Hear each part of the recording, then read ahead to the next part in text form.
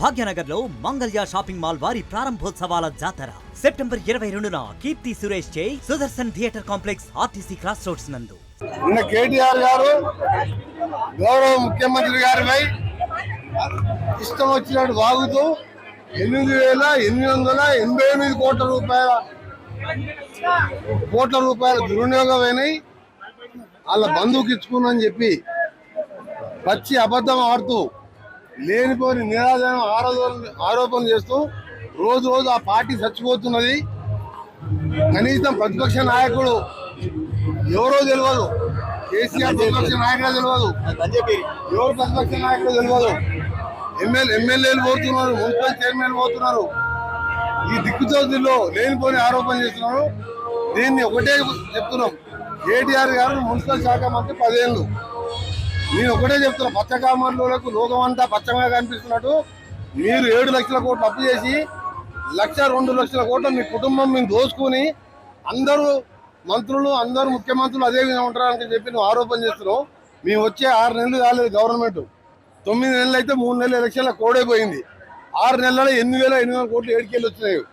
లెక్క చెప్పాలి, ఏది పడితే అది చేసి ఆరోపణ చేయడం కాదు. మీరు చేసిన పని కాళేశ్వరంలో స్కాములు చేస్తే మేడిగడ్డ ఊలిపోయి ఎప్పుడు ఎవరు జైలుకు పోతారో తెలియదు. ఫోన్ ట్యాపింగ్ చేసి మన అమెరికా పోయి ప్రభాకర్ రావు రావద్దని ఒకసారి హరీష్ రావు పోయి చెప్పొచ్చును, మన నువ్వు పోయి చెప్పొచ్చును. కేటీఆర్ ప్రభాకర్ రావు వస్తే మీరందరూ జైల్లోకి పోతారు, మీరందరూ జైలుకు పోతారు ప్రభాకర్ రావు అని చెప్పి మన అమెరికా పోయి కేటీఆర్ కూడా నువ్వు రావద్దని చెప్పొచ్చును. అంతమంది హరీష్ రావు రావద్దని చెప్పొచ్చును. ఇవాళ మీ దోపిడీ అంతా బయటపడుతుందని చెప్పి ఫోన్ ట్యాపింగ్ ద్వారా మీరందరూ కూడా లోపలికి పోతారు భయంతో.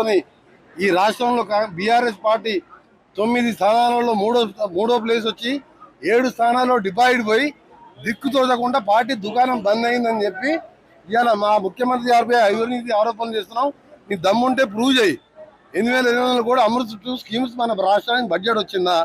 నువ్వు ఎట్లా పనిచేసిన 10 ఏళ్ళు మంత్రిగా? నేను ఇవాళ మంత్రిగా చెప్తున్నా, నువ్వు దాన్ని ప్రూవ్ చేయి. దేనికైనా సిద్ధమే మేము. ఏది పడితే అది ఆరోపణ కాదు. నేను ఇప్పుడే చెప్పిన, దోసుకతుంటోనికి మొత్తం దోపిడే కనిపిస్తుందంట. అది జీతాలు ఇవ్వలేని పరిస్థితి ఉండే. నువ్వు 15వ తారీఖు జీతం ఇస్తుంటివి, మేము ఇవాళ 1వ తారీఖు జీతం ఇస్తున్నావు. 18,000 కోట్లు 27 రోజులలో మాఫీ చేసినావు. నువ్వు నీలాగా అంటారు, నీ కుటుంబంలాగా దోసుకుంటారు అనుకో కేటీఆర్. నువ్వు ఇవాళ అమృత్ స్కీము ఏదైతే ఉన్నో దాన్ని ఉపసంహరించుకోవాలి.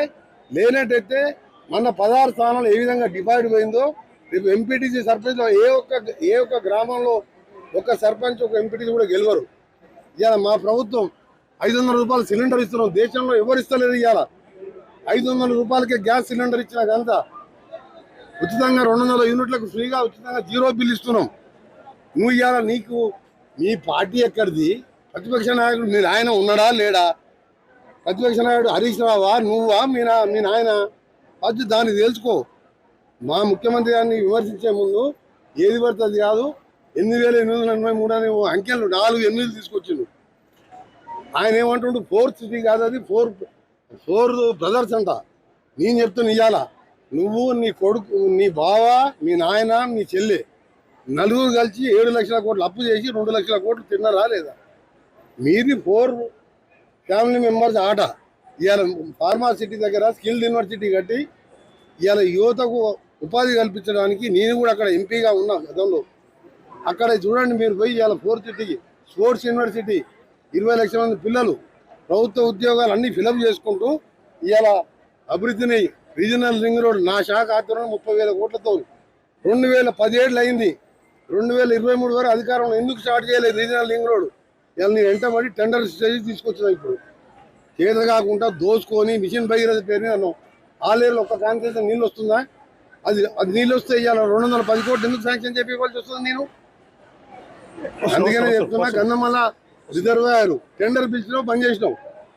ఇవాళ మల్లన్న సాగర్ 50 TMC మొత్తం నింపి పెట్టుకున్నావు. పోయి నిన్న హరీష్ రావు చూసురా మల్లన్న సాగర్ చూసుకొని ఏంది నెత్తిన కొట్టుకోవాలన్నా?